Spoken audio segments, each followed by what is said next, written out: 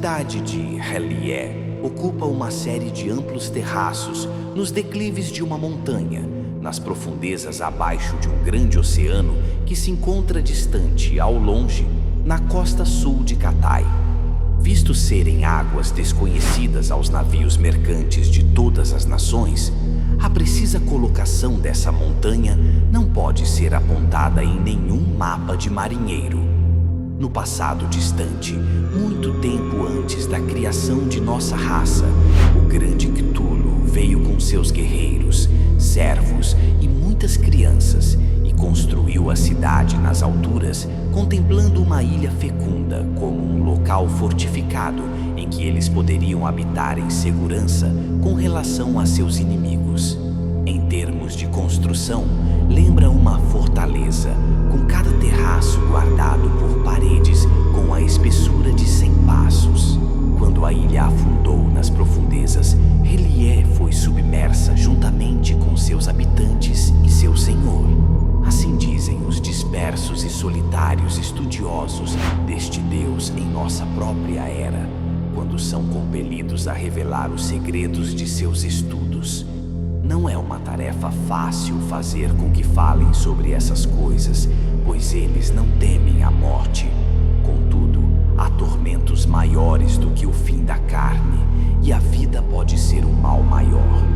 Embora respeitem o poder de Cthulhu morto que jaz dormindo, não têm desejo algum de simular seu fado, nem de sentir os vermes e besouros a corroer seu ainda suscetível cadáver. Ao contrário da carne do Deus, sua carne não se renovaria. R'lyeh é construída de rochas e tem dimensões vastas, embora não se elevasse no ar como fazia a cidade da raça anciã que habitava nosso mundo antes da chegada dos antigos, mas sim era mantida próximo à terra. Em termos de forma, suas moradas lembram grandes blocos empilhados como os brinquedos de uma criança. As pedras verdes das quais foram construídas são muito pesadas para serem movidas até mesmo pelas habilidades dos egípcios, ainda que sejam tão perfeitamente dispostas que a lâmina de uma adaga não pode ser inserida entre elas. No pico da montanha está uma única pedra com cantos em forma quadrada, um obelisco tão grande que tornaria pequena a maior pirâmide do Nilo. Não é uma coluna fina, mas um bloco espesso com 4 lados verticais que são cobertos em suas superfícies de símbolos entalhados, a escrita pictórica dos antigos. Sob o obelisco, em uma caverna cortada na rocha da montanha, lendas dizem que o próprio Cthulhu jaz em uma tumba. Sua condição não pode ser descrita por nenhuma palavra nas línguas dos homens, mas na língua dos antigos disse que ele está fuartag, o que significa de formas diversas, meditando, dormindo ou sonhando. Seu corpo não é formado de nervos, ossos e músculos comuns, porém é feito de uma substância gelatinosa, similar à medula óssea que cura a si mesma quando sofre violência e assim permanece não afetada pela passagem do tempo. Disse que na obscuridade do passado, quando os homens ainda eram como as bestas e corriam nus, o Deus previra a chegada de um tempo em que as estrelas conspirariam com seus raios para destruir a ele e aos outros senhores dos antigos que haviam viajado pelo espaço para nosso mundo. Em sua sabedoria, ele planejou uma proteção contra os raios nocivos das estrelas que compeliam a um estado de torpor que lembrava o sono profundo, exceto pelo fato de que nenhuma vida permanecera em seu corpo imenso, somente uma inteligência insaciável que planejou e esperou e sonhou o momento em que as estrelas trabalhariam em seu caminho, em suas mudanças, e uma vez mais se tornariam benéficas à sua raça. Apenas com a força de sua mente, ele guiou o progresso da humanidade e selecionou grupos de homens e mulheres para serem seus filhos adotivos. Ele era seu Tornasuk, uma palavra na língua dos antigos que significa Senhor guerreiro para aqueles que lhe tinham devoção. Eles serviam-no com suas vidas.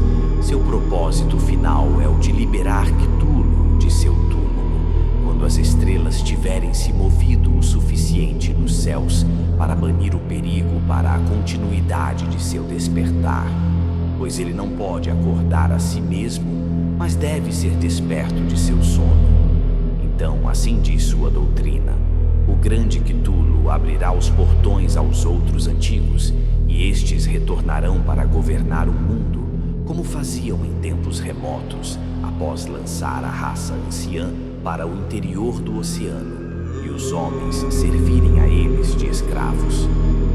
Enquanto a ilha de R'lyeh permaneceu acima das ondas do Oceano Leste, era uma tarefa fácil para Cthulhu controlar as ações de suas miríades de adoradores apenas com o poder de sua mente que sonha. No entanto, um grande cataclismo ocorreu e a ilha afundou no oceano, ficando submersa de forma tal que nem mesmo o cume do monumento titânico do deus compelia seu topo acima das marés.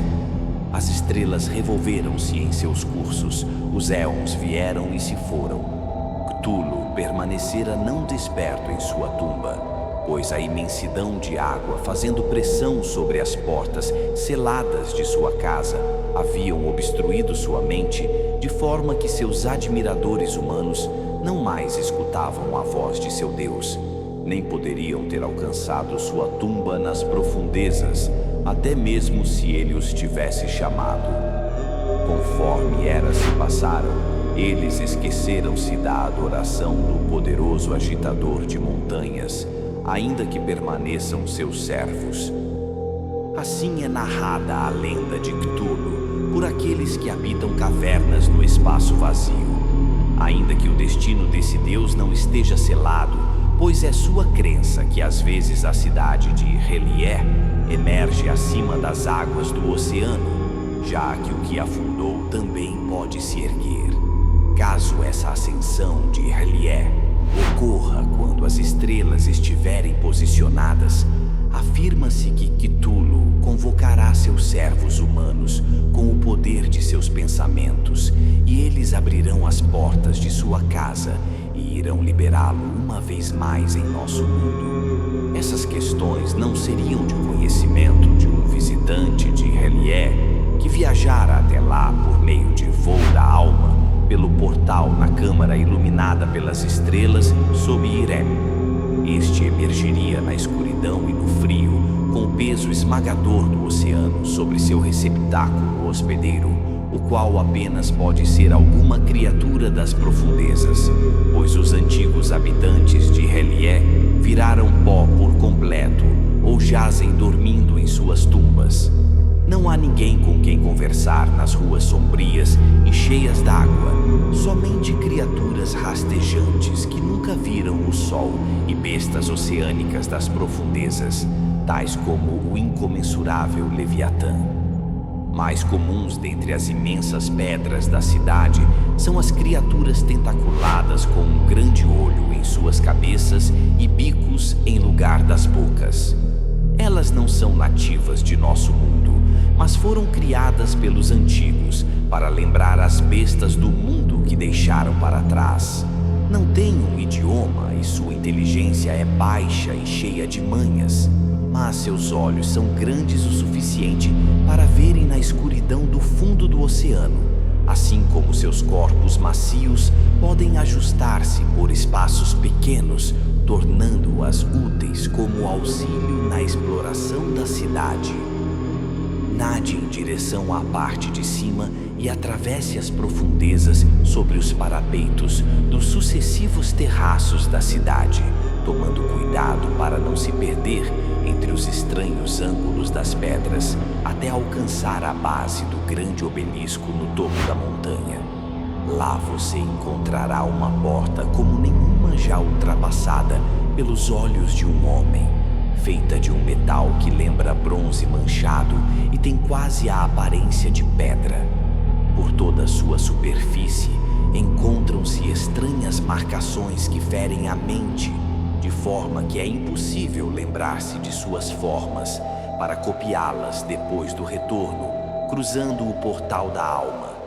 A porta é selada e provavelmente ficará trancada até o fim dos tempos, visto não haver nenhum ser inteligente para atender ao chamado de Cthulhu, para abri-la através da barreira infinita do oceano. Se as chamas destas palavras queimaram em você, siga pela via Sinistrae, onde tudo se fala e tudo permanece oculto.